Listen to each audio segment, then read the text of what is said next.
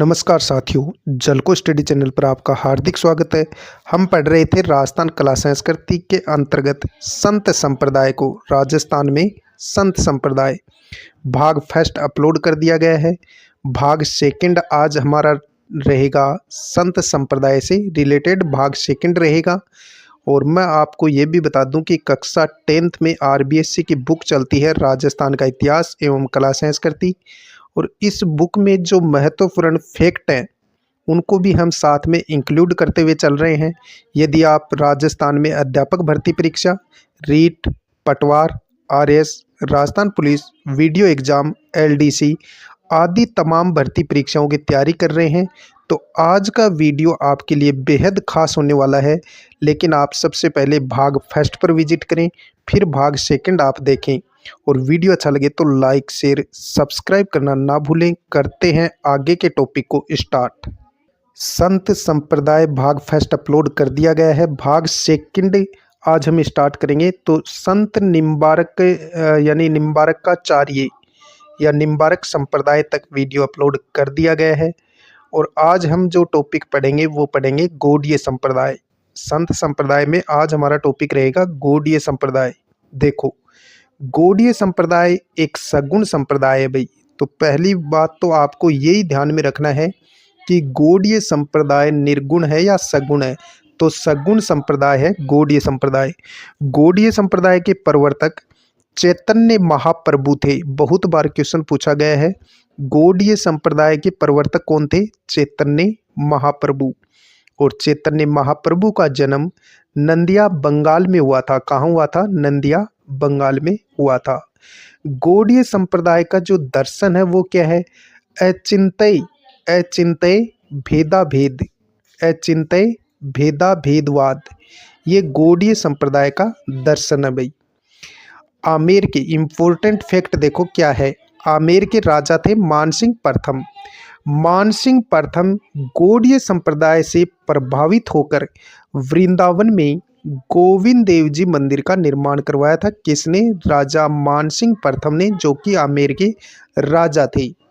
तो फिर से देख लो, गौड़ीय संप्रदाय, इसके प्रवर्तक हैं चैतन्य महाप्रभु। गौड़ीय संप्रदाय सगुण संप्रदाय है और चैतन्य महाप्रभु इसके प्रवर्तक थे। चैतन्य महाप्रभु का जन्म नंदिया बंगाल में हुआ था। गौड़ीय संप्रदाय का दर्शन बहुत बार पूछा गया है, तो कौन सा है? अचिंत्य भेदा भेद, ये गौड़ीय संप्रदाय का दर्शन है भाई। और इम्पोर्टेंट फैक्ट क्या आता है वो देखो, आमेर के राजा थे मानसिंह प्रथम। मानसिंह प्रथम ने गौड़ीय संप्रदाय से प्रभावित होकर वृंदावन में गोविंद देव जी मंदिर का निर्माण करवाया था। आगे हम चर्चा करें तो राजस्थान में गौड़ीय संप्रदाय की प्रधान पीठ, जहां गोविंद देव जी का मंदिर है, सिटी प्लेस जयपुर में है। यहां आप तस्वीर में देख सकते हैं, ये गौड़ीय संप्रदाय की प्रधान पीठ है गोविंद देव जी मंदिर के नाम से, और ये सिटी प्लेस जयपुर में है।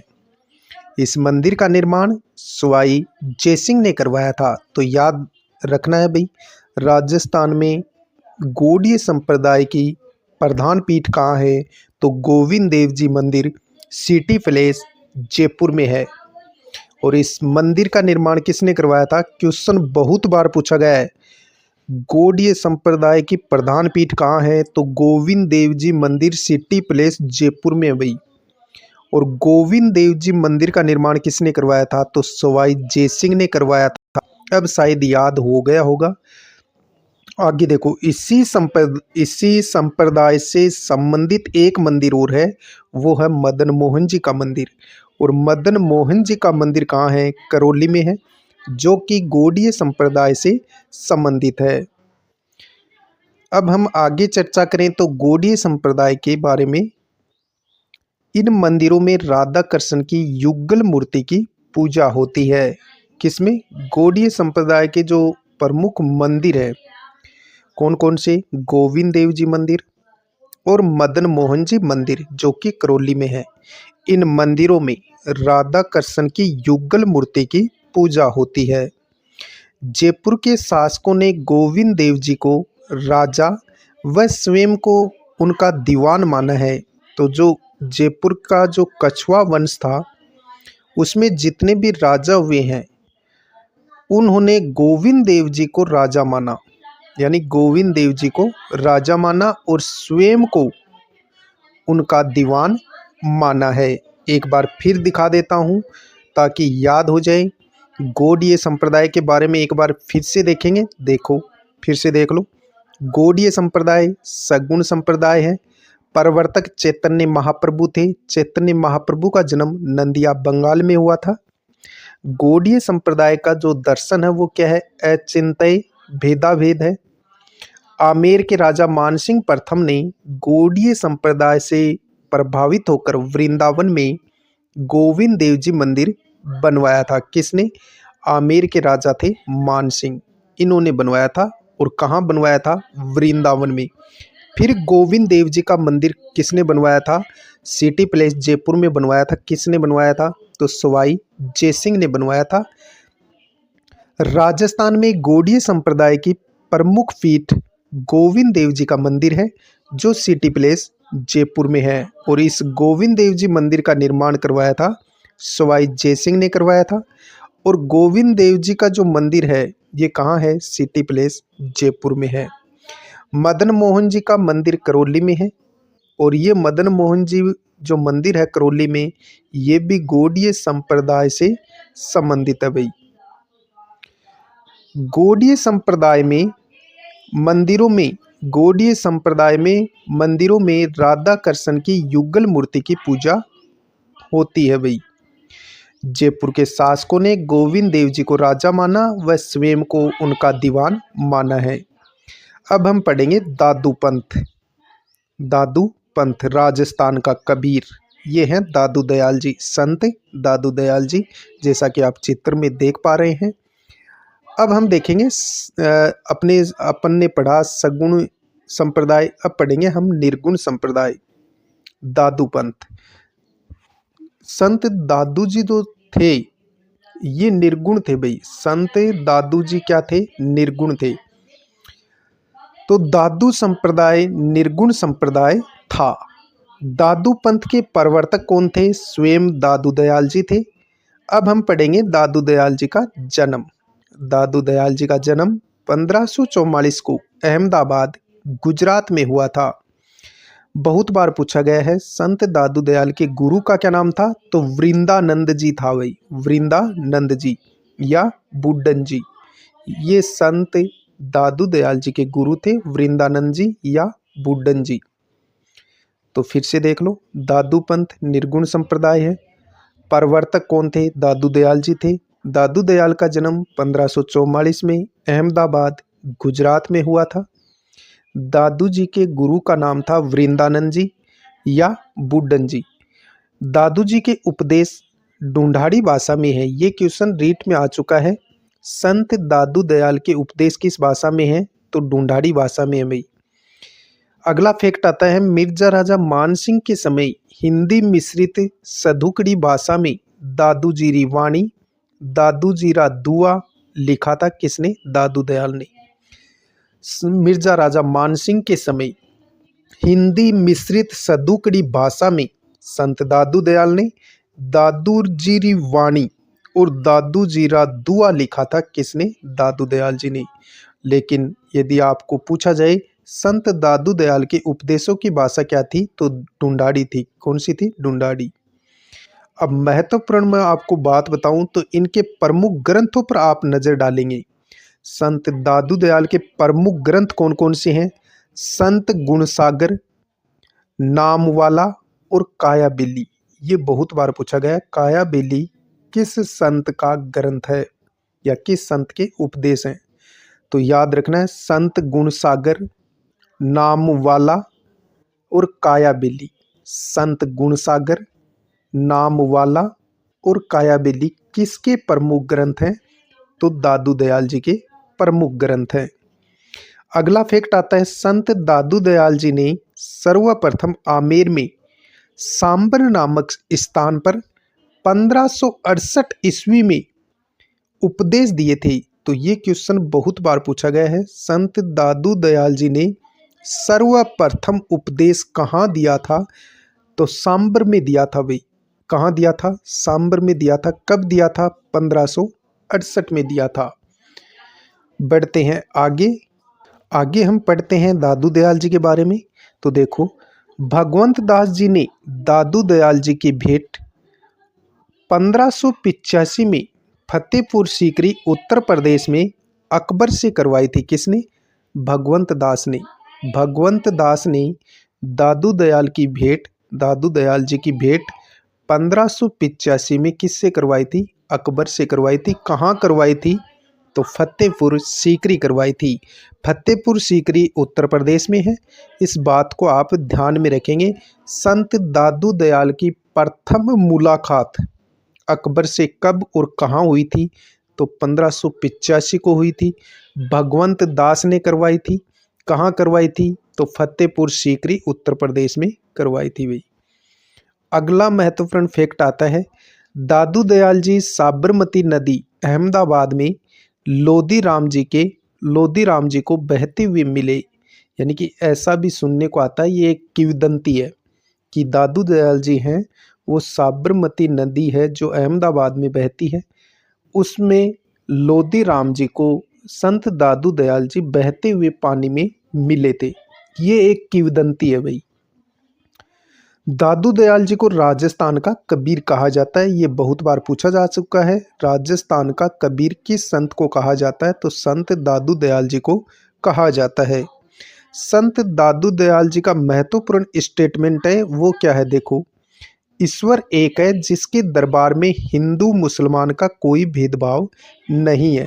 अब इस प्रकार भी क्वेश्चन पूछा जा सकता है कि ईश्वर एक है जिसके दरबार में हिंदू मुसलमान का कोई भेदभाव नहीं है। ये स्टेटमेंट किसने दिया था? तो संत दादू दयाल जी ने दिया था कि ईश्वर एक है जिसके दरबार में हिंदू मुसलमान का कोई भेदभाव नहीं है। बात आती है अंतिम समय की। देखो, अंतिम समय में नारायणा दूदू में बिताया था। यानी कि अंतिम समय दादू दयाल ने कहाँ बिताया था? तो संत दादू दयाल जी ने अंतिम समय नारायणा दूदू जयपुर में बिताया था। प्रमुख पीठ कहाँ है? नरेना या नारायणा जयपुर में है। किनकी? दादू दयाल जी की। दादू दयाल जी की मृत्यु, जो कि आरबीएससी कक्षा 10th में जो लिखा हुआ है वो मैंने यहाँ इंक्लूड किया है। तो संत दादू दयाल जी की मृत्यु होती है 1603 ईस्वी में। जन्म 1544 को हुआ था और मृत्यु 1603 को होती है। संत दादू दयाल जी की कहाँ होती है? नारायणा जयपुर में। इन्होंने ये कहा था कि मेरी मृत्यु होने के बाद मेरी चिता को, यानी कि मेरे को जलाना नहीं है, दफन नहीं करना है, और मेरी बॉडी को पशुओं के लिए भेरेना की पहाड़ी पर यूं ही छोड़ देना, ताकि पशु पक्षी मुझे खा करके अपना यानी पेट भर सके। तो इस प्रकार कहते हैं कि संत दादू जी ने कहा था मरने से पहले। तो 1603 में संत दादू दयाल जी की मृत्यु होती है।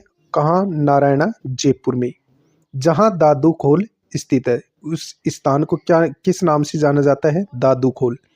नारायणा के निकट भेराना की पहाड़ी है जहाँ दादू जी का देहांत हुआ था। यहाँ दादू जी का शव खुला छोड़ दिया गया था। जैसा कि मैंने बताया है, दादू दयाल जी मरने से पहले अपने शिष्यों को कह करके गए थे कि मेरा जो शरीर है वो पशु पक्षियों के लिए भेरना की पहाड़ी पर छोड़ देना। तो उस स्थान को दादू खोल के नाम से जाना जाता है। तो याद रखेंगे भाई। और संत दादू जी का निधन कहाँ हुआ था? तो ये हुआ था भेरेना की पहाड़ी, नारायणा जयपुर में। कब हुआ? 1603 को हुआ था।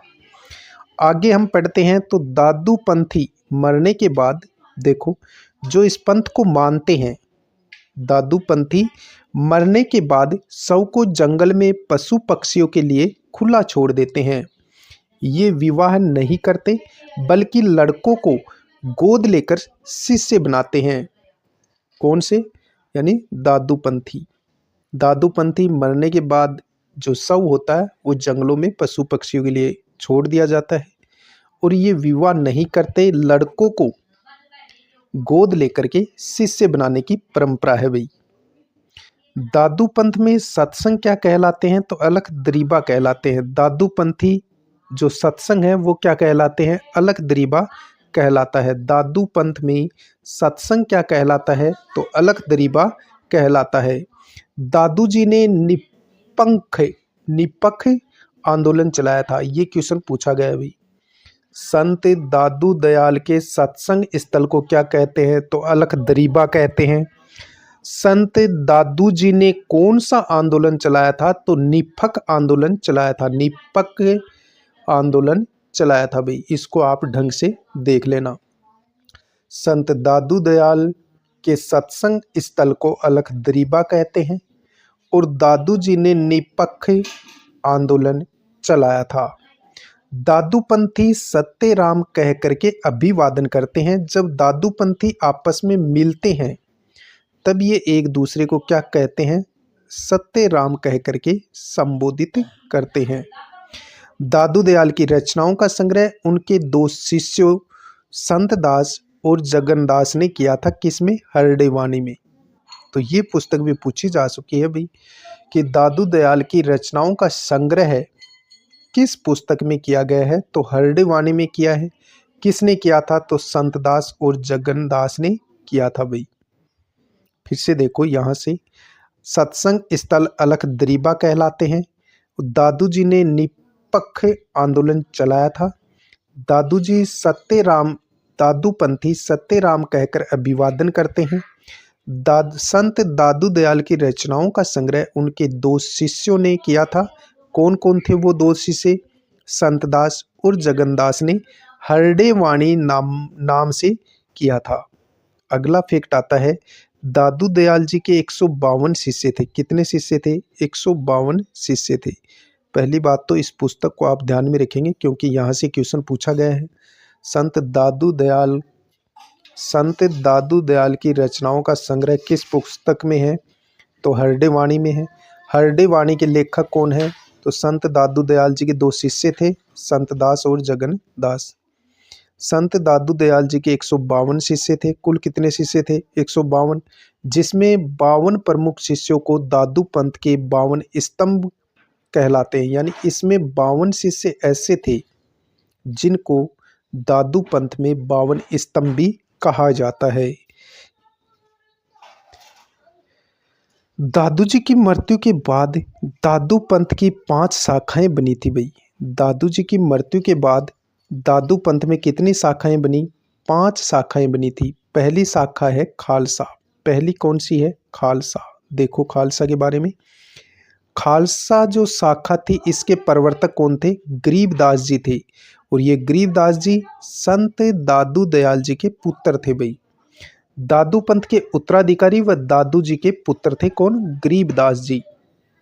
मुख्य पीठ कहाँ है खालसा पंथ की? नारायणा दूदू में है। तो देखो, दादू जी की मृत्यु होने के बाद में दादू पंथ 5 शाखाओं में विभक्त होता है। पहली शाखा है खालसा और खालसा शाखा के प्रवर्तक थे गरीबदास जी जो कि दादू दयाल जी के पुत्र थे। और खालसा पंथ की यानी मुख्य पीठ कहाँ है? नारायणा दूदू में है। तो दादू पंथी मुख्य पीठ है ये खालसा और ये कहाँ स्थित है? नारायणा दूदू में। नारायणा जयपुर कर लो भाई, दूदू वर्तमान में जिले को हटा दिया है। तो याद रखना है खालसा के प्रवर्तक थे गरीबदास जी और मुख्य पीठ कहाँ है? नारायणा जयपुर में है। ये दादू दयाल जी की यानी कि दादू पंथ की प्रमुख पीठ है भाई, नारायणा जयपुर में। अगली शाखा जो है वो है नागा। दादू पंथ 5 शाखाओं में विभक्त होता है। खालसा, दूसरी शाखा हम पढ़ेंगे नागा। नागा शाखा के जो प्रवर्तक थे वो सुंदरदास जी थे। नागा साधु अपने पास हथियार रखते हैं और इनके आतंक से जनता परेशान हो गई तो सवाई जयसिंह ने 1726 में इन्हें सैनिकों के रूप में भर्ती किया था। तो याद रखना है, खालसा शाखा के प्रवर्तक तो थे दादू दयाल जी के पुत्र गरीबदास जी। नागा शाखा के जो प्रवर्तक थे वो थे सुंदरदास जी। क्वेश्चन पूछा गया है, दादू पंथ 5 भागों में विभक्त होने के बाद जो नागा शाखा है उसके प्रवर्तक कौन थे? तो सुंदरदास जी थे। नागा साधु अपने पास हथियार रखते हैं भाई, और इनके आतंक से जनता परेशान हो गई थी। जब हथियार रखेंगे तो जनता स्वाभाविक है परेशान रहेगी। तो सवाई जयसिंह ने 1726 में इन्हें सैनिकों के रूप में भर्ती किया। नागापंथियों को सैनिकों के रूप में भर्ती किया था किसने? सवाई जयसिंह ने। कब किया था? 1726 में। अगली शाखा आती है विरक्त। विरक्त शाखा क्या थी? देखो, गृहस्थियों को उपदेश देते थे। जो विरक्त शाखा के जो संत थे वो गृहस्थियों को जाकर के उपदेश देते थे। बस इतना ही ध्यान में रखना है। चौथी शाखा है उत्तरादे या स्थानधारी भी इन्हें कहा जाता है। उत्तर भारत की तरफ चले गए इसलिए इसको उत्तरादे शाखा भी कहा जाता है या स्थानधारी कहा जाता है। उत्तरादे शाखा के संस्थापक कौन थे? तो दादू दयाल जी के शिष्य थे बनवारी दास जी। तो याद रखना है, उत्तरादे शाखा के प्रवर्तक कौन थे? बनवारी दास जी। पांचवी शाखा आती है खाकी, जो कि शरीर पर भस्म लगाते हैं और खाकी वस्त्र पहनते हैं। तो ये 5 शाखाओं में विभक्त हो जाता है दादू पंथ। दादू पंथ यानी संत दादू दयाल जी की 1603 में भेरेना नारायणा जयपुर में मृत्यु हो जाती है। उसके बाद में 5 भागों में विभक्त हो जाता है। जो पहली शाखा है वो रहती है खालसा, जिसके प्रवर्तक रहते हैं गरीबदास जी, जो दादू दयाल जी के पुत्र थे। दूसरी शाखा आती है नागा। तीसरी शाखा आती है विरक्त, जो कि गृहस्थियों को उपदेश देते हैं। चौथी शाखा आती है उत्तरादे या स्थानधारी, जो उत्तर भारत की तरफ चले गए थे इसलिए इनको उत्तरादे या स्थानधारी कहा गया। और इस उत्तरादे शाखा के जो संस्थापक थे वो थे बनवारी दास जी। अगली जो शाखा आती है वो आती है खाकी। जो खाकी शाखा के जो संत थे दादू दयाल जी के जो शिष्य थे, उनमें जो खाकी शाखा के जो प्रवर्तक थे वो जो यानी साधु थे वो शरीर पर भस्म लगाते और खाकी वस्त्र पहनते थे। तो इस प्रकार दादू पंथ 5 शाखाओं में विभक्त हो जाता है। अब हम दादू जी के जो प्रमुख शिष्य हैं उनके बारे में भी चर्चा करते हैं। सर्वप्रथम हम पढ़ेंगे रजबदास जी के बारे में। तो सर्वप्रथम हम पढ़ेंगे रजबदास जी, जो कि संत दादू दयाल जी के प्रमुख शिष्यों में से एक थे। ये हैं भाई रजबदास जी। आप देख सकते हैं, रजब ते गजब कियो, सिर पर बांध्यो मोर, आए थे हरि भजन को किया नरक में ठोर। देखो रजबदास जी जाति से पठान मुसलमान थे भाई। कौन? रजबदास जी। मृत्यु प्रधान पीठ यानी इनकी जो मृत्यु हुई थी वो सांगानेर जयपुर में हुई थी, और यहीं पर प्रधान पीठ है सांगानेर जयपुर में। रजबदास जी की जो यानी जाति थी ये पठान थे, मुसलमान थे, और इनकी मृत्यु और जहां रजबदास जी की जो प्रधान पीठ है वो सांगानेर जयपुर में है भाई। प्रमुख ग्रंथ रजबवाणी और सर्वंगी ये भाई पूछे गए हैं। रजबवाणी और सर्वंगी किसके प्रमुख ग्रंथ हैं? तो संत रजबदास जी के हैं। अगला फैक्ट देखो, रजब जी ने दादू दयाल जी से दोहा सुनकर विवाह करने से मना कर दिया था और पूरी जिंदगी दूल्हे के वेश में घूमकर उपदेश दिया था। तो ये थे भाई रजबदास जी। और वो दोहा क्या था जो कि मैंने बोल के भी सुना दिया है, रजब ते गजब किया, सिर पर बांधा मोड़, आया था हरि भजन को करे नरक की ठोर। फिर से देख लो, रजबदास जी संत दादू दयाल जी के शिष्य थे, जाति से पठान मुसलमान थे, और जहां इनकी मृत्यु हुई थी, कहाँ हुई थी? सांगानेर जयपुर में इनकी मृत्यु हुई थी। वहीं पर रजबदास जी की प्रधान पीठ है। और प्रमुख ग्रंथ रजबदास जी के कौन कौन से हैं? रजबवाणी और सर्वंगी। अगला फैक्ट है, रजब जी ने दादू दयाल जी से दोहा सुनकर विवाह करने से मना कर दिया था और पूरी जिंदगी दूल्हे के वेश में रहे थे भाई, और घूम घूम करके उपदेश दिया था। अगले शिष्य आते हैं सुंदरदास जी। दादू दयाल जी के अगले शिष्य कौन आते हैं? सुंदरदास जी, जैसा कि आप चित्र में देख पा रहे हैं। सुंदरदास जी का जन्म दौसा के खंडेल परिवार में हुआ था। खंडेल भाई ब्राह्मण होते हैं। तो सुंदरदास जी का जन्म दौसा के खंडेल परिवार में हुआ था और इनकी मृत्यु सांगानेर में हुई थी। वहीं पर इनकी प्रधान पीठ भी है भाई। सुंदरदास जी की प्रधान पीठ कहाँ है? सांगानेर में। सुंदरदास जी पर 1997 में 2 रुपए का भारत सरकार द्वारा डाक टिकट जारी किया गया था। तो याद रखना है, सुंदरदास जी का जन्म दौसा में हुआ था, खंडेल परिवार में हुआ था और इनकी मृत्यु सांगानेर में हुई थी। वहीं पर इनकी प्रमुख पीठ है कहाँ? सांगानेर, जयपुर में। अगला फैक्ट इंपॉर्टेंट है, सुंदरदास जी पर 1997 में 2 रुपए का भारत सरकार द्वारा डाक टिकट जारी किया गया था। कब? 1997 को। अब प्रमुख ग्रंथों पर हम चर्चा करें तो देखो, सुंदरदास जी के प्रमुख ग्रंथ कौन कौन से हैं? क्वेश्चन पूछा गया है तो ध्यान में रखना है भाई। सुंदरवाणी, सुंदर विलास, सुंदर ग्रंथावली, ज्ञान समुंदर, बावनी, रामची अटक। ये भाई यहाँ से पूछा गया है। ज्ञान समुंदर, बावनी और रामजी अटक किसकी प्रमुख रचनाएं हैं?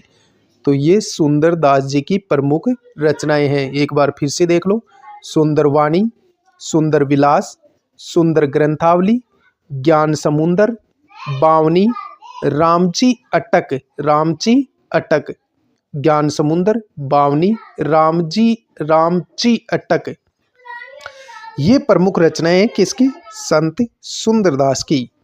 दादू दयाल जी के अन्य शिष्य कौन थे? मिस्कनी दास थे, जो कि इनके पुत्र थे भाई। गरीबदास और मिस्कनी दास ये दादू दयाल जी के पुत्र थे।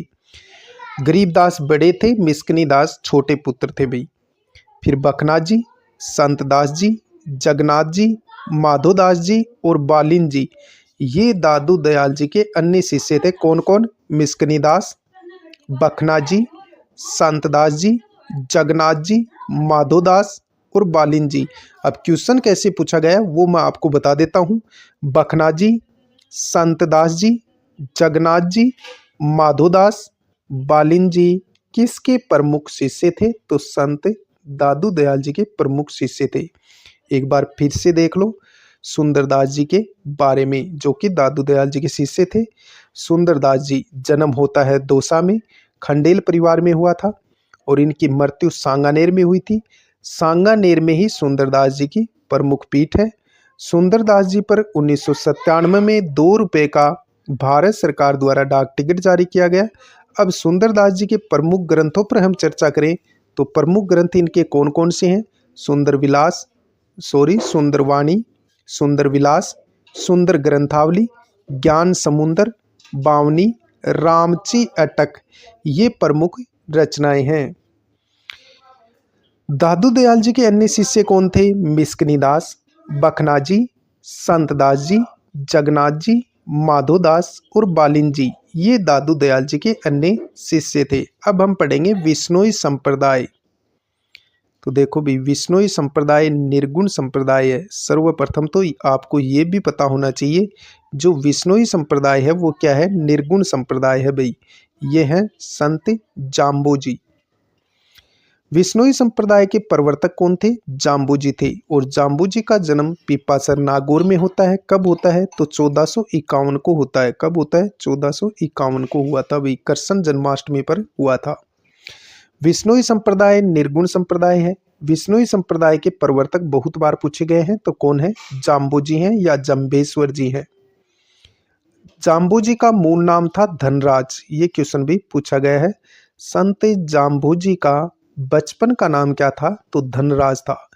पिता का नाम लोहट जी पंवार था और माता का नाम हंसा देवी था। तो जाम्बोजी के पिता का क्या नाम था? लोहट जी पंवार और माता का नाम हंसा देवी था। जाम्बोजी का जन्म पिपासर नागौर में 1451 को हुआ था। जाम्बोजी का जन्म पिपासर नागौर में 1451 को हुआ था। कब हुआ था? कृष्ण जन्माष्टमी को हुआ था, यानी भाद्रपद कृष्ण जन्माष्टमी को, कृष्ण अष्टमी को हुआ था, यानी जन्माष्टमी को हुआ था। गुरु का नाम गोरखनाथ जी था। संत जाम्बोजी को भगवान विष्णु का अवतार कहते हैं भाई, इस बात को भी आप ध्यान में रखेंगे। जाम्बोजी के गुरु का नाम गोरखनाथ जी था, जाम्बू को भगवान विष्णु का अवतार भी कहा जाता है। एक बार फिर से देख लो ताकि याद हो जाए। हमारा मकसद याद करना भी है भाई, यानी कि याद भी होना चाहिए। तो देखो, संत जाम्बू के बारे में हम पढ़ रहे थे। तो विष्णोई संप्रदाय ये निर्गुण संप्रदाय है। प्रवर्तक विष्णोई संप्रदाय के संत जाम्बू हैं। जाम्बू का मूल नाम अर्थात बचपन का नाम था धनराज। जाम्बू के पिता का नाम था लोहट जी पंवार। क्या था? लोहट जी पंवार। माता का नाम था हंसा देवी। जाम्बू की माता का नाम क्या था? हंसा देवी। जन्म होता है पिप्पासर नागौर में 1451 को हुआ था। जाम्बू का जन्म पिप्पासर नागौर में 1451 को हुआ था। कब? भाद्रपद कृष्ण अष्टमी को हुआ था, अर्थात जन्माष्टमी को हुआ था। गुरु का नाम गोरखनाथ जी था। जाम्बू के गुरु का क्या नाम था? गोरखनाथ जी था। जाम्बू को भगवान विष्णु का अवतार भी माना जाता है। जाम्बू विष्णोई संप्रदाय की प्रधान पीठ कहाँ है? मुकाम तालवा नोखा बीकानेर में है, जो कि विष्णोई संप्रदाय की प्रमुख पीठ है। आप देख सकते हैं चित्र में भी।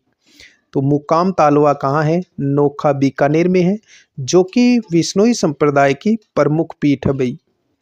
जाम्बू की मृत्यु कहाँ हुई थी? तो मृत्यु हुई है, यानी मृत्यु हुई थी जाम्बू की 1536 में। ये आरबीएससी कक्षा 10th में जो लिखा हुआ है वो मैंने यहाँ इंक्लूड किया है।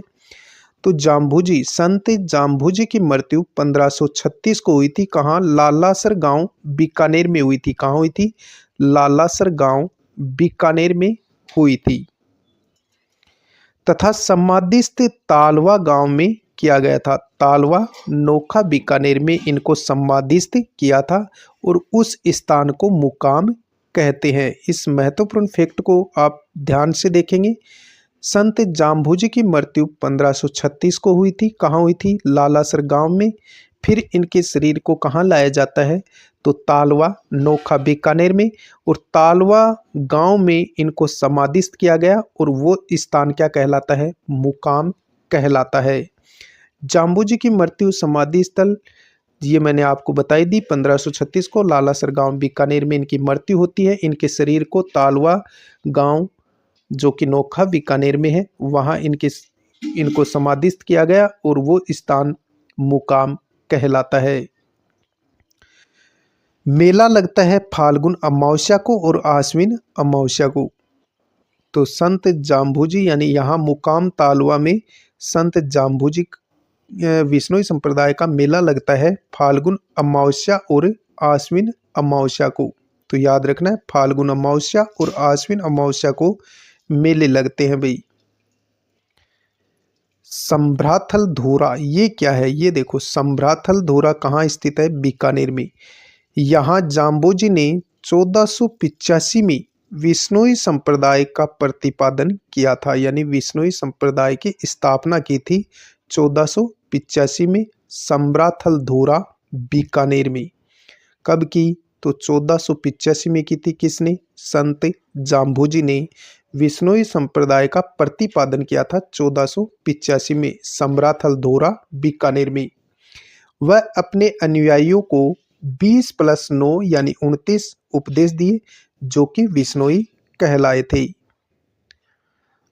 जंभा गांव फलोदी, देखो जंभा गांव फलोदी।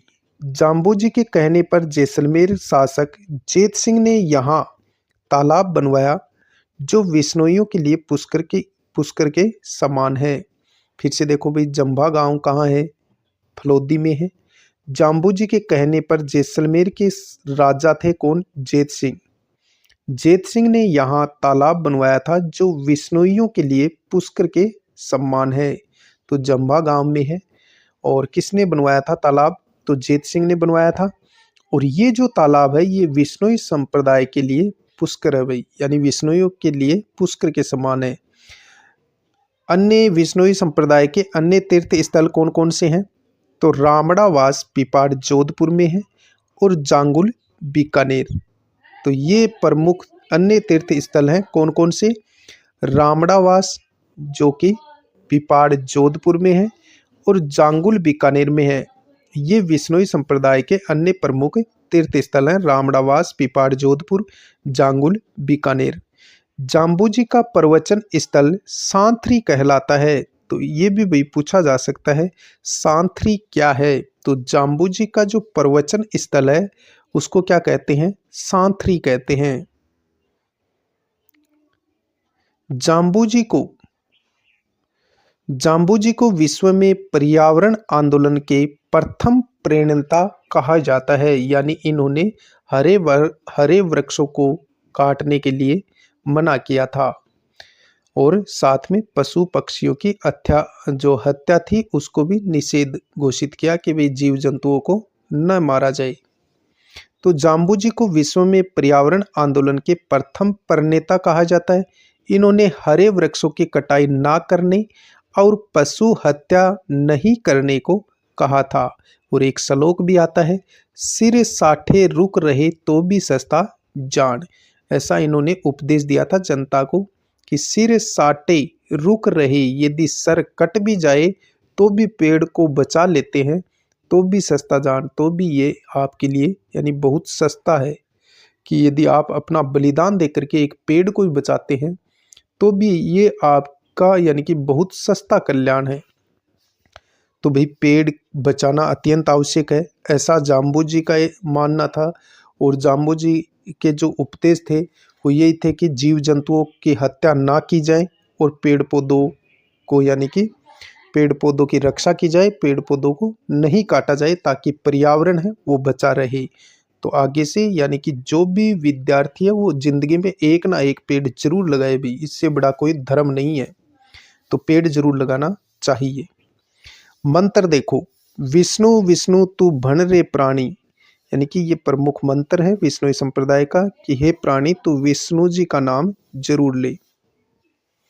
जाम्बू जी ने नीले कपड़ों का त्याग बताया, यानी कि जो विष्णु संप्रदाय के जो लोग हैं वो नीले कपड़े धारण नहीं करते हैं। बीकानेर में अकाल पड़ने पर दिल्ली सुल्तान सिकंदर लोदी ने इनके कहने पर हरा चारा भेजा था। भाई बीकानेर में अकाल पड़ने पर दिल्ली के जो सुल्तान थे कौन, सिकंदर लोदी।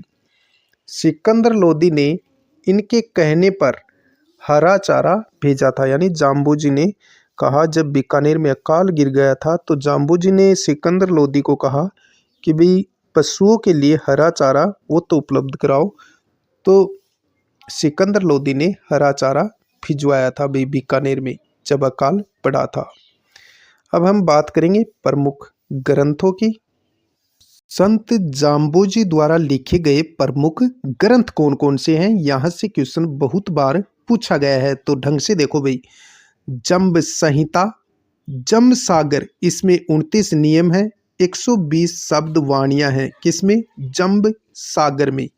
और विश्नोई धर्म प्रकाश, ये 3 प्रमुख ग्रंथ लिखे थे किसने, संत जाम्बू जी ने। कौन से, जम्ब संहिता, जम सागर ध्यान में रखना है, इसमें 29 नियम है, 120 शब्द वाणियां हैं, और विश्नोई धर्म प्रकाश। अब क्वेश्चन कैसे पूछा गया था, जम संहिता, जम सागर और विश्नोई धर्म प्रकाश किसके ग्रंथ हैं, तो संत जाम्बू जी के हैं। और आप ध्यान में रखेंगे जम सागर को, इसमें 29 नियम है विश्नोई संप्रदाय के और 120 शब्द वाणियां हैं। इनकी वाणी जम्ब वाणी, गुरु वाणी, शब्द वाणी कहलाती है। किनकी, जाम्बू जी की वाणी जम्ब वाणी, गुरु वाणी और शब्द वाणी कहलाती है। अब हम पढ़ेंगे जसनाती संप्रदाय। ये हैं संत जसनाथ जी। देखो जसनाती संप्रदाय भी क्या है, निर्गुण संप्रदाय है। भाई निर्गुण संप्रदाय के बारे में मैंने पहले बताया था कि यानी कि मूर्ति पूजा नहीं की जाती है निर्गुण में। और जो मूर्ति पूजा करते हैं, जैसे हम लोग हैं तो हम मूर्ति की पूजा करते हैं, मंदिर में जाते हैं, वहाँ मूर्ति होती है तो उसकी पूजा करते हैं, तो हम सगुण उपासक हैं। और निर्गुण उपासक का मतलब है कि ईश्वर का कोई रूप रंग आकार नहीं होता है, ये जहाँ बैठ करके भी, कहीं पर भी बैठ करके ये तपस्या में लीन हो जाते हैं, तो ये निर्गुण उपासक हैं। तो जसनाती संप्रदाय ये निर्गुण संप्रदाय था। भाई जसनाती संप्रदाय के प्रवर्तक जसनाथ जी थे। जसनाथ जी का बचपन का नाम था जसवंत। क्या नाम था, जसवंत था। भाई पिता का नाम हमीर जी जानी जाट था भाई, और माता का नाम रूपा दे था। एक बार फिर से देख लो। जसनाती संप्रदाय निर्गुण संप्रदाय है। जसनाती संप्रदाय के प्रवर्तक संत जसनाथ जी थे। जसनाथ जी का बचपन का नाम था जसवंत। क्या था? जसवंत। पिता का नाम हमीर जी जानी जाट था और माता का नाम रूपा दे था। तो पिता का नाम क्या था? हमीर जी जानी जाट, और माता का नाम क्या था? रूपा दे था भाई। तो याद रखना है, जसनाथ जी के पिता का नाम हमीर जी जानी जाट, जसनाथ जी की माता का नाम था रूपा देई। जसनाथ जी और जाम्बू जी, इन दोनों संतों के जो गुरु थे वो थे भाई गोरखनाथ जी। तो जसनाथ जी के गुरु भी कौन थे? गोरखनाथ जी थे। मंगेतर थे इनके कालदे बेनीवाल, यानी मंगेतर यानी इनकी पत्नी कौन थी? कालल दे बेनीवाल। तो याद रखना है, संत जाम्बू जी संत जसनाथ जी, जिसने यानी कि जसनाती संप्रदाय चलाया। और जसनाती संप्रदाय के प्रवर्तक पूछे जाए तो कौन थे? जसनाथ जी थे। जसनाथ जी का जन्म 1482 को कतरियासर बीकानेर में हुआ था। जसनाथ जी के पिता का नाम हमीर जी जानी जाट था। माता का नाम क्या था? रूपा दे था। गुरु का नाम क्या था? गोरखनाथ जी था। पत्नी का नाम क्या था? तो कालदेव बेनीवाल था। जसनाथ जी का जन्म 1482 में कतरियासर बीकानेर में हुआ था। समाधि 24 साल की उम्र में ये समाधि इन्होंने जीते जी ले ली थी भाई।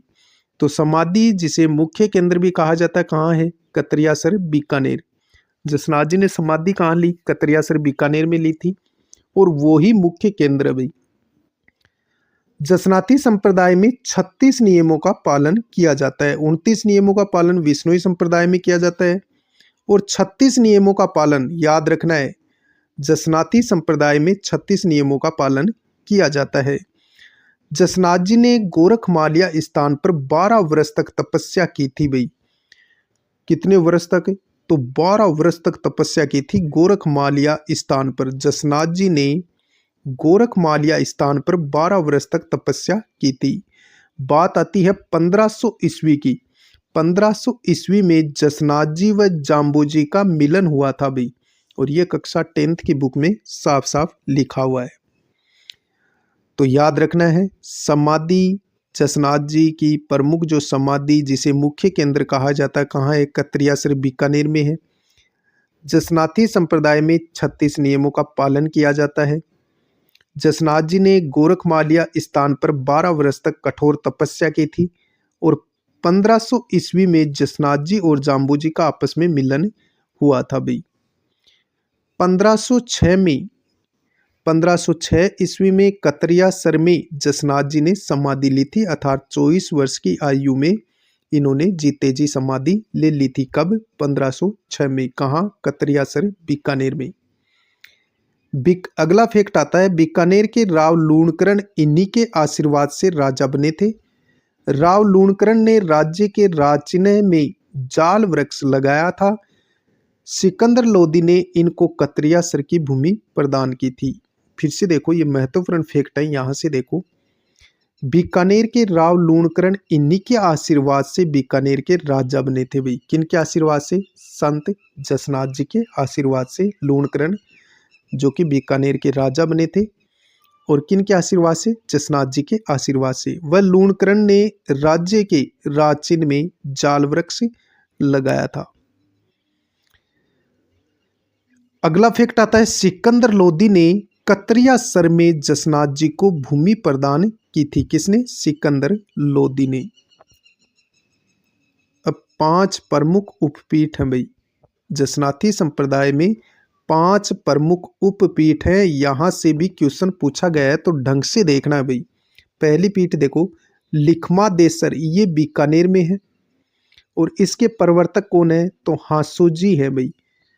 पहली पीठ है लिखमादेसर, बीकानेर में है, इसके प्रवर्तक कौन है? हांसू जी हैं। दूसरी पीठ है पुनरासर, बीकानेर, और इसके प्रवर्तक पालो जी हैं। तीसरी है बमूल, बीकानेर, इसके प्रवर्तक हारो जी हैं।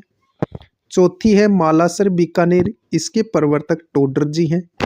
पांचवी है पांचला, नागौर, इसके प्रवर्तक बायाजी हैं। तो फिर से देख लो, जसनाती संप्रदाय की 5 प्रमुख उपपीठें हैं। कौन कौन सी? लिखमादेसर जो कि बीकानेर में है, और लिखमादेसर बीकानेर पीठ के जो संस्थापक हैं वो कौन थे? हांसो जी। पुनरासर बीकानेर, और पुनरासर बीकानेर जो पीठ है उसके प्रवर्तक थे पालो जी। बमलू बीकानेर के प्रवर्तक कौन थे? हारो जी। मालासर बीकानेर, इस पीठ के प्रमुख प्रवर्तक थे टोडर जी। और पांचला नागौर, इसके प्रवर्तक कौन थे? बोया जी। एक बार फिर देख लो ताकि याद हो जाए भाई। 5 प्रमुख पीठ हैं जसनाती संप्रदाय में। लिखमादेसर बीकानेर प्रधान पीठ मानो, और इसके प्रवर्तक हैं हांसो जी। दूसरी पीठ है पुनरासर बीकानेर, इसके प्रवर्तक हैं पालो जी। तीसरी पीठ है बमूल बीकानेर में है, इसके प्रवर्तक हारो जी हैं। चौथी पीठ है मालासर बीकानेर, इसके प्रवर्तक टोडर जी हैं। पांचवी है पांचला नागौर, इसके प्रवर्तक बोया जी हैं भाई। और अन्य प्रमुख संत जसनाथ जी के अन्य प्रमुख शिष्य कौन थे वो देखो। लालनाथ जी, चोखनाथ जी, और सवाई दास जी, और जियो जी। ये अन्य प्रमुख शिष्य थे किनके? जसनाथ जी के। अब क्वेश्चन क्या पूछा गया है वो मैं आपको बता देता हूँ। लालनाथ जी, चोखनाथ जी, सवाई दास जी और जियो जी, इनका संबंध किस संप्रदाय से है? तो जसनाती संप्रदाय से है। दूसरा क्वेश्चन कैसे पूछा गया था? लालनाथ जी, चोखनाथ जी, सवाईदास जी और जियो जी किसके प्रमुख शिष्य थे? तो लालनाथ जी, चोखनाथ जी, सवाईदास जी किसके प्रमुख शिष्य थे भाई? तो ये थे जसनाथ जी के प्रमुख शिष्य थे भाई। जसनाती संप्रदाय में अग्नि नृत्य करते हैं। जसनाती संप्रदाय होता ना, इसमें भाई अग्नि नृत्य किया जाता है, सभी को पता है। तो जसनाती संप्रदाय में अग्नि नृत्य करते हैं। अगला फैक्ट आता है, जसनाती संप्रदाय में काले ऊन का धागा पहनते हैं, मोर पंख और जाल वृक्ष को शुभ मानते हैं। तो जसनाती संप्रदाय में एक तो काले ऊन का धागा पहनते हैं, मोर का पंख और जाल वृक्ष जो होता है उसको शुभ माना जाता है। जसनाथ जी ने लोहा पांगल तांत्रिक का घमंड चूर किया था। क्वेश्चन पूछा गया है, लोहा पांगल तांत्रिक का घमंड किसने चकनाचूर किया था? तो जसनाथ जी ने किया था। 1500 ईस्वी में जाम्बोजी व जसनाथ जी का मिलन हुआ था। ये बात मैंने बता दी है जो यहाँ आ गई है। तो 1500 ईस्वी में जाम्बोजी व जसनाथ जी का मिलन हुआ था। संत जसनाथ जी के प्रमुख ग्रंथों की हम चर्चा करें तो सिंभुदड़ा और कोडा ग्रंथ है। जसनाथ जी के प्रमुख ग्रंथ कौन कौन से हैं? सिंभुदड़ा और कोडा, ये प्रमुख ग्रंथ है भाई। अगला फैक्ट आता है, रामनाथ जी ने यशोनाथ पुराण लिखी जो जसनाती संप्रदाय की बाइबिल है। मेले कब लगते हैं जसनाती संप्रदाय में? चैत्र, आश्विन, माघ महीने की शुक्ल सप्तमी को मेले लगते हैं। तो जसनाती संप्रदाय में यानी 3 प्रमुख मेले लगते हैं, चैत्र अमावस्या को, चैत्र शुक्ल सप्तमी को, आश्विन शुक्ल सप्तमी को और माघ शुक्ल सप्तमी को। ये 3 मेले लगते हैं भाई। तो याद रखना है, जसनाथ जी के प्रमुख ग्रंथ सिंभुदड़ा और कोडा हैं। रामनाथ जी ने यशो पुराण लिखा था। किसने? रामनाथ जी ने यशो पुराण लिखा जो जसनाती संप्रदाय की बाइबिल कहलाती है। और क्वेश्चन पूछा जा सकता है, यशोनाथ पुराण किसने लिखा? रामनाथ जी ने लिखा था। और यशो पुराण को जसनाती संप्रदाय की बाइबिल कहा जाता है। जसनाती संप्रदाय के प्रमुख मेले कौन से हैं? तो चैत्र शुक्ल सप्तमी को लगता है, आश्विन शुक्ल सप्तमी को लगता है और माघ शुक्ल सप्तमी को लगता है। 3 बार मेले लगते हैं भाई वर्ष में। तो ये था भाई जसनाती संप्रदाय। अगला संप्रदाय आता है लालदासी संप्रदाय। अगला संप्रदाय कौन सा है? लालदासी संप्रदाय। ये है लालदास जी, आप देख सकते हैं डायग्राम में। लालदासी संप्रदाय ये भी भाई निर्गुण संप्रदाय है। लालदासी संप्रदाय क्या है? निर्गुण संप्रदाय। इसके प्रवर्तक कौन थे? लालदास जी थे। पिता का नाम चांदमल था, माता का नाम समदा था। जन्म 1540 में धौलीदूव गांव अलवर में हुआ था। फिर से देख लो, याद हो जाएगा। लालदासी संप्रदाय निर्गुण संप्रदाय है। लालदासी संप्रदाय के प्रवर्तक कौन है? तो संत लालदास जी हैं। लालदासी संप्रदाय के प्रवर्तक कौन है? लालदास जी। लालदास जी के पिता का नाम चांदमल था। क्या था भाई? चांदमल। लालदास जी की माता का नाम था समदा। पिता चांदमल, माता समदा। लालदास जी का जन्म 1540 में धौलीदूव गांव अलवर में हुआ था। तो पूछा गया है, लालदासी संप्रदाय के प्रवर्तक लालदास जी हैं। लालदास जी का जन्म कहाँ हुआ था? तो 1540 में धौलीदूव अलवर में हुआ था। लालदास जी के पिता का नाम चांदमल था, माता का नाम समदा था। लालदासी संप्रदाय कैसा संप्रदाय है? तो निर्गुण संप्रदाय है। लालदास जी मेव जाति के मुसलमान लकड़हारे थे, फिर भी राम भक्त थे भाई। ये भी एक आश्चर्य की बात है। लालदास जी मेव जाति के मुसलमान लकड़हारे थे, फिर भी क्या थे? राम भक्त थे। सांप्रदायिक सद्भावना के प्रतीक थे भाई, यानी हिंदू मुस्लिम एकता स्थापित करने में महत्वपूर्ण योगदान था लालदास जी का। गुरु कौन थे लालदास जी के? तो गदन चिश्ती थे। क्वेश्चन पूछा गया है, गदन चिश्ती किसके गुरु थे? तो लालदास जी के गुरु थे गदन चिश्ती। मृत्यु कहाँ हुई थी? तो नंगला जहाज भरतपुर में हुई थी। कहाँ? और ये हुई थी 1648 को इनकी मृत्यु हुई थी। कहते हैं 108 साल तक जिंदा रहे थे। कौन? लालदास जी। तो मृत्यु अर्थात जहाँ इनकी प्रमुख पीठ है नंगला जहाज भरतपुर में इनकी मृत्यु हुई थी। समाधि शेरपुर में है। शेरपुर कोटपुतली बहरोड में। सर्वाधिक अनुयायी मेव जाति के मुसलमान हैं, इन्हें पीर कहते हैं या पीर मानते हैं भाई। अगला फैक्ट आता है, इस संप्रदाय में दीक्षा लेने के लिए मुंह काला कर गधे पर बैठाकर सवारी निकाली जाती है, अंत में शरबत पिलाते हैं भाई। तो देखो इसमें, यानी इसके अनुयायी या इस संप्रदाय से कोई भी दीक्षा लेना चाहता है लालदासी संप्रदाय से, तो भाई इसमें क्या होता है, पहले मुंह काला किया जाता है, फिर गद्दे पर बिठाया जाता है, फिर सवारी निकाली जाती है और फिर अंत में शरबत पिलाते हैं, तब जा कर के ये यानी अपना शिष्य मानते हैं उसको।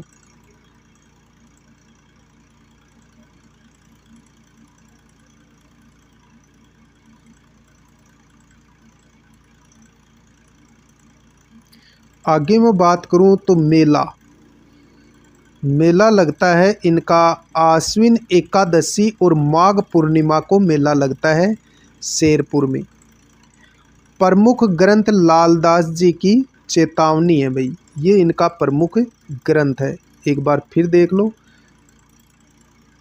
शेरपुर में इनका मेला लगता है आश्विन एकादशी और माघ पूर्णिमा को। संत लालदास जी मेव जाति के मुसलमान लकड़हारे थे। जन्म धौलीदूव अलवर में हुआ था। याद रखना है 1504 को हुआ था। 1648 को इनकी मृत्यु नगला जहाज भरतपुर में हुई थी और जहां इनकी प्रधान पीठ है, और समाधि इनकी शेरपुर में है जो कि कोटपुतली बहरोड में है। गुरु का नाम याद रखना है गदन चिश्ती था। मेव जाति के मुसलमान लकड़हारे थे, फिर भी राम भक्त थे। सांप्रदायिक सद्भावना के प्रतीक हैं। मृत्यु और प्रमुख पीठ नगला जहाज भरतपुर में है। 1648 में इनकी मृत्यु हुई थी। सर्वाधिक अनुयायी मेव जाति के मुसलमान हैं जो इन्हें पीर मानते हैं। इस संप्रदाय में दीक्षा लेने के लिए मुंह काला कर गधे पर बैठाकर सवारी निकाली जाती है, अंत में शरबत पिलाते हैं। और लालदासी संप्रदाय के प्रमुख मेले आपको याद जरूर रखना है जो शेरपुर में लगते हैं। आश्विन एकादशी को और माघ पूर्णिमा को मेले लगते हैं। प्रमुख ग्रंथ लालदास जी की चेतावनियाँ, ये प्रमुख ग्रंथ है भाई। अब पढ़ेंगे संत चरणदासी संप्रदाय, और ये एक ऐसा संप्रदाय है जो सगुण भी था और निर्गुण भी है भाई। तो चरणदासी संप्रदाय के प्रवर्तक कौन है? नाम से ही देख लो, चरणदासी संप्रदाय के प्रवर्तक कौन है? चरणदास जी। चरणदास जी के नाम पर ही इस संप्रदाय का नाम पड़ा चरणदासी संप्रदाय। चरणदास जी का बचपन का नाम बहुत बार पूछा गया है, क्या था? रणजीत था भाई। चरणदास जी के का बचपन का नाम क्या था? रणजीत। चरणदास जी का जन्म 1703 ईस्वी में डेहरा गांव अलवर में हुआ था। कहाँ हुआ था? डेहरा गांव अलवर में। कब हुआ? 1703 में हुआ था। चरणदास जी के गुरु कौन थे? तो सुखदेव मुनि थे भाई, और सुखदेव मुनि ने ही चरणदास जी इनका नाम रखा था। बचपन का नाम रणजीत था। गुरु सुखदेव मुनि ने चरणदास जी का नाम यानी रणजीत का नाम बदल करके क्या रख दिया? चरणदास रख दिया था। चरणदासी संप्रदाय की प्रमुख पीठ कहाँ है? दिल्ली में है भाई। तो याद रखना है, जहाँ चरणदास जी की समाधि भी बनी हुई है। 42 नियमों का पालन किया जाता है। हमने पढ़ा 36 नियम जसनाती संप्रदाय में, 29 नियम विष्णुई संप्रदाय में, लेकिन यहाँ है 42 नियम। तो 42 नियमों का पालन किस संप्रदाय में किया जाता है? चरणदासी संप्रदाय में किया जाता है भाई। मेला, चरणदासी संप्रदाय में जो मेला लगता है वो बसंत पंचमी को लगता है, और पीले वस्त्र पहने जाते हैं। पीले वस्त्र शुभ माने जाते हैं बसंत पंचमी को। चरणदासी संप्रदाय का बसंत पंचमी को मेला लगता है। 2 प्रमुख शिष्या थी चरणदास जी की, कौन कौन? दयाबाई और सहजोबाई। दयाबाई ने दयाबोध और विनय मल्लिका ग्रंथ लिखा था। दयाबाई ने जो ग्रंथ लिखा वो दयाबोध और विनय मल्लिका। सहजोबाई ने ग्रंथ लिखा था सहज प्रकाश और 16 तिथि। तो ये 2 महिला शिष्याएं थी चरणदास जी की, दयाबाई और सहजोबाई। दयाबाई ने दयाबोध और विनय मल्लिका ग्रंथ लिखा। सहजोबाई ने सहज प्रकाश और 16 तिथि ग्रंथ लिखा था। चरणदास जी ने 1739 में नादिर शाह के आक्रमण की भविष्यवाणी की थी। कब? 1739 में नादिर शाह के आक्रमण की भविष्यवाणी की थी। किसने? संत चरणदास जी ने। प्रमुख ग्रंथों की हम चर्चा करें, चरणदास जी के प्रमुख ग्रंथ कौन कौन से हैं? तो देखो, ब्रह्म ज्ञान सागर, ब्रह्मचरित्र, भक्ति सागर, धर्म जहाज, भक्ति पदार्थ, नासकेत लीला, ज्ञान सर्वोदय, अष्टांग योग, ये प्रमुख ग्रंथ हैं चरणदास जी के। कौन कौन से? ब्रह्म ज्ञान सागर, ब्रह्मचरित्र, भक्ति सागर, धर्म जहाज, भक्ति पदार्थ, नासकेत लीला, ज्ञान सर्वोदय, अष्टांग योग, ये प्रमुख इनके ग्रंथ है। एक बार फिर देख लो ताकि याद ही हो जाएगा चरणदासी संप्रदाय। देखो, हम पढ़ रहे थे चरणदासी संप्रदाय। देखो, चरणदासी संप्रदाय के प्रवर्तक हैं चरणदास जी। चरणदासी संप्रदाय सगुण और निर्गुण संप्रदाय है। बचपन का नाम था चरणदास जी का क्या? रणजीत सिंह। याद रखना है, रणजीत नाम था भाई। चरणदास जी का बचपन का नाम क्या था? रणजीत। जन्म, चरणदास जी का जन्म 1703 में डेहरा गांव अलवर में हुआ था। कहाँ हुआ था? डेहरा गांव अलवर में 1703 को चरणदास जी का जन्म हुआ था। चरणदास जी के गुरु कौन थे? सुखदेव मुनि थे। सुखदेव मुनि ने इनका रणजीत से नाम बदल करके क्या रख दिया? चरणदास रख दिया था। प्रमुख पीठ पूछी जाए तो कहाँ है? चरणदासी संप्रदाय की प्रधान पीठ दिल्ली में है, जहाँ पर चरणदास जी की समाधि बनी हुई है। चरणदासी संप्रदाय में 42 नियमों का पालन किया जाता है। कितने नियमों का? 42 नियमों का पालन किया जाता है। चरणदासी संप्रदाय में बसंत पंचमी को मेला लगता है और पीले वस्त्र पहनना शुभ माना जाता है। तो चरणदासी संप्रदाय में मेला कब लगता है? बसंत पंचमी को। पीले वस्त्र पहने जाते हैं। चरणदास जी की 2 महिला शिष्याएं थी दयाबाई। दयाबाई ने जो ग्रंथ लिखा था वो दयाबोध और विनय मल्लिका ग्रंथ लिखा था। दयाबोध और विनय मल्लिका ग्रंथ किसने लिखा था? दयाबाई ने। सहजोबाई ने ग्रंथ लिखा था सहज प्रकाश और 16 तिथि। सहज प्रकाश और 16 तिथि ग्रंथ लिखा था। अगला फैक्ट आता है, चरणदास जी ने 1739 में नादिर शाह के आक्रमण की भविष्यवाणी की थी। किसने? चरणदास जी ने। अब देखो चरणदास जी के प्रमुख ग्रंथ पर हम चर्चा करें तो प्रमुख ग्रंथ देखो कौन कौन से हैं चरणदास जी के। ब्रह्म ज्ञान सागर, ब्रह्म चरित्र, भक्ति सागर, धर्म जहाज, भक्ति पदार्थ, नासकेत लीला, ज्ञान सर्वोदय, अष्टांग योग। फिर से देख लो चरणदास जी के प्रमुख ग्रंथ ब्रह्म ज्ञान सागर, ब्रह्म चरित्र, भक्ति सागर, धर्म जहाज, भक्ति पदार्थ, नासकेत लीला, ज्ञान सर्वोदय, अष्टांग योग। ये प्रमुख ग्रंथ हैं चरणदास जी के। अगला संप्रदाय आता है अलखिया संप्रदाय। अगला संप्रदाय कौन सा है? अलखिया संप्रदाय। अलखिया संप्रदाय के प्रवर्तक कौन है? लालगिरी हैं। और लालगिरी का जन्म हुआ था सुखालिया चूरू में। प्रधान पीठ बीकानेर में है भाई। कहाँ है प्रधान पीठ? अलखिया संप्रदाय की प्रधान पीठ पूछी जाए तो बीकानेर में है।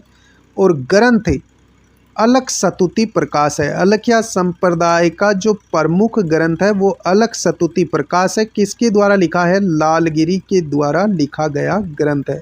एक बार फिर देख लो, यहाँ से भी क्वेश्चन पूछा गया है। अलखिया संप्रदाय, अलखिया संप्रदाय के प्रवर्तक हैं लालगिरी। और लालगिरी का जन्म सुखालिया चूरू में हुआ था। अलखिया संप्रदाय की प्रधान पीठ बीकानेर में है। और अलखिया संप्रदाय का प्रमुख ग्रंथ अलख सतुति प्रकाश है। अलख सतुति प्रकाश है भाई। अगला संप्रदाय आता है परनामी संप्रदाय। कौन सा? परनामी संप्रदाय है भाई। परनामी संप्रदाय के प्रवर्तक कौन थे? प्राणनाथ जी थे। और प्राणनाथ जी के नाम पर ही इस संप्रदाय का नाम रखा गया परनामी संप्रदाय। प्राणनाथ जी का जन्म जामनगर गुजरात में हुआ था। और प्रमुख पीठ परनामी संप्रदाय की कहाँ है? पन्ना शहर मध्य प्रदेश में है भाई। कहाँ है? पन्ना शहर मध्य प्रदेश में है। और राजस्थान में परनामी संप्रदाय की प्रधान पीठ कहाँ है? तो जयपुर में है। कहाँ है? जयपुर में है भाई। और ग्रंथ की बात करूँ तो परनामी संप्रदाय प्राणनाथ जी का प्रमुख ग्रंथ कौन सा है? तो कुजलम स्वरूप है। कौन सा है? कुजलम स्वरूप है भाई। कुजलम स्वरूप है भाई। ये आप याद रखेंगे। देखो हम पढ़ रहे हैं परनामी संप्रदाय। परनामी संप्रदाय के प्रवर्तक कौन है? प्राणनाथ जी हैं। कौन है? प्राणनाथ जी हैं भाई। जन्म प्राणनाथ जी का जामनगर गुजरात में हुआ था। प्राणनाथ जी का जन्म कहाँ हुआ था? जामनगर गुजरात में हुआ था। और परनामी संप्रदाय की प्रधान पीठ कहाँ है? पन्ना शहर मध्य प्रदेश में है। प्राणनाथ जी के प्रमुख ग्रंथ कौन से हैं? तो कुजलम स्वरूप इनका प्रमुख ग्रंथ है। और प्राण यानी कि परनामी संप्रदाय की प्रधान पीठ राजस्थान में कहाँ है? परनामी संप्रदाय की राजस्थान में पीठ कहाँ है? तो जयपुर में है भाई। परनामी संप्रदाय की पीठ राजस्थान में कहाँ है? जयपुर में। एक बार फिर से देख लो, याद हो जाए। परनामी संप्रदाय के प्रवर्तक प्राणनाथ जी हैं। प्राणनाथ जी का जन्म जामनगर गुजरात में हुआ था। और प्रमुख पीठ परनामी संप्रदाय की पन्ना शहर मध्य प्रदेश में है। प्राणनाथ जी ने ग्रंथ कौन सा लिखा था? तो कुजलम स्वरूप लिखा था। कौन सा लिखा था? कुजलम स्वरूप इनका प्रमुख ग्रंथ है प्राणनाथ जी का। और याद रखना है राजस्थान में यानी परनामी संप्रदाय की पीठ राजस्थान में कहाँ है? तो राजस्थान में भाई जयपुर में है। कहाँ है? जयपुर में। अगला संप्रदाय आता है नाथ संप्रदाय। नाथ संप्रदाय भाई सगुण संप्रदाय है। नाथ संप्रदाय क्या है? सगुण संप्रदाय है। शैव मत संप्रदाय है, यानी भगवान शिव की पूजा करते हैं। नाथ संप्रदाय शैव संप्रदाय है, सगुण संप्रदाय है, भगवान शिव की पूजा करते हैं। प्रवर्तक कौन थे नाथ संप्रदाय के? तो मच्छिंद्र नाथ थे भाई। यथार्थ नाथ मुनि थे। राजस्थान में नाथ संप्रदाय की 2 शाखाएं हैं। राजस्थान में नाथ संप्रदाय की कितनी शाखाएं हैं? 2 शाखाएं हैं। पहली है वैराग पंथ। पहली शाखा कौन सी है? वैराग पंथ। और ये कहाँ है? राताडूंगा पुष्कर में। कहाँ है? राताडूंगा पुष्कर में। प्रथम प्रचारक कौन थे? भर्तृहरि थे भाई। वैराग पंथ राताडूंगा पुष्कर में, यानी नाथ संप्रदाय की 2 प्रधान पीठ हैं। पहली है वैराग पंथ राताडूंगा पुष्कर में। और इसके प्रथम प्रचारक कौन थे? तो भर्तृहरि थे। कौन थे? भर्तृहरि थे भाई। दूसरी है माननाथी पंथ। नाथ संप्रदाय की दूसरी पीठ कौन सी है? माननाथी पंथ। और इनका मंदिर है महामंदिर जोधपुर में। राजस्थान में नाथ संप्रदाय का प्रमुख केंद्र है भाई महामंदिर जोधपुर माननाथी पंथ का। और ये राजस्थान में नाथ संप्रदाय का प्रमुख केंद्र है। मंदिर जोधपुर महाराजा मान सिंह ने बनवाया था। नाथ संप्रदाय का जो माननाथी पंथ है, जो महामंदिर जोधपुर है, उसका निर्माण जोधपुर के महाराजा थे मान सिंह, जो कि नाथ पंथ को मानते थे और इन्होंने महामंदिर का निर्माण करवाया था, जो कि नाथ संप्रदाय से संबंधित है। और माननाथी पंथ है भैया महामंदिर जोधपुर में। राजस्थान में नाथ संप्रदाय का प्रमुख केंद्र माना जाता है महामंदिर जोधपुर को। और इस मंदिर का निर्माण महामंदिर जोधपुर का निर्माण महाराजा मान सिंह ने करवाया था। अन्य मंदिर नाथ संप्रदाय के कहाँ हैं? उदय मंदिर जोधपुर में है और सीरे मंदिर जालोर में है। नाथ संप्रदाय के अन्य मंदिर उदय मंदिर जोधपुर में है और सीरे मंदिर जालोर में है। अगला संप्रदाय आता है लकुलिस संप्रदाय। अगला संप्रदाय कौन सा है? लकुलिस संप्रदाय भी। लकुलिस संप्रदाय इसी को बोलते हैं पाशुपत संप्रदाय। लकुलिस भगवान शिव के 24वें अवतार थे। तो 24वें अवतार थे भाई लकुलिस या पाशुपत संप्रदाय। लकुलिस भगवान शिव के 24वें अवतार थे। प्रमुख मंदिर की बात करें तो एकलिंग मंदिर कैलाशपुरी उदयपुर में है और इसका निर्माण किसने करवाया था? बप्पा रावल ने करवाया था। बारडोली मंदिर कहाँ है? चित्तौड़गढ़ में है। लकुलिस या पाशुपत संप्रदाय के प्रमुख मंदिर एकलिंग मंदिर कैलाशपुरी उदयपुर में है। इसका निर्माण बप्पा रावल ने करवाया। दूसरा है लकुलिस संप्रदाय का मंदिर बारडोली मंदिर चित्तौड़गढ़ में है। तीसरा मंदिर है चंद्रभागा मंदिर, ये झालराय पाटन में है। मेवाड़ महाराणा एकलिंग जी शैव मत को मानते थे। इस बात को आप ध्यान में रखेंगे। मेवाड़ के जो महाराणा थे वो एकलिंग जी को अपना राजा मानते थे, स्वयं उनका दीवान मानते थे अपने आप को। तो एक बार फिर से देख लो। लकुलिस या पाशुपत संप्रदाय। लकुलिस भगवान शिव के 24वें अवतार थे। लकुलिस अर्थात पाशुपत संप्रदाय के प्रसिद्ध मंदिर देखो, एकलिंग मंदिर कैलाशपुरी उदयपुर में निर्माण बप्पा रावल ने करवाया। बारडोली मंदिर चित्तौड़गढ़ में लकुलिस संप्रदाय से संबंधित है। चंद्रभागा मंदिर झालराय पाटन में लकुलिस संप्रदाय से संबंधित है। और इम्पोर्टेंट फैक्ट है मेवाड़ महाराणा एकलिंग जी को मानते थे भाई, अर्थात शैव मत को मानते थे। अगला पंथ आता है कानपा पंथ। कानपा पंथ भाई पूछा तो नहीं गया लेकिन देख लो। कानपा पंथ प्रवर्तक कौन थे? कानपा नाथ थे, जो जलंधर नाथ के शिष्य थे। भगवान शिव की पूजा करते थे। बस इतना ही ध्यान में रखना है। फिर से देख लो। कानपा पंथ प्रवर्तक कौन थे? कानपा नाथ थे, जो जलंधर नाथ के क्या थे? शिष्य थे। भगवान शिव की पूजा करते थे भाई। अब कल हम पढ़ेंगे कापालिक संप्रदाय। मिलेंगे नए वीडियो में, तब तक के लिए जय हिंद जय भारत। वीडियो अच्छा लगे लाइक शेयर सब्सक्राइब जरूर करें।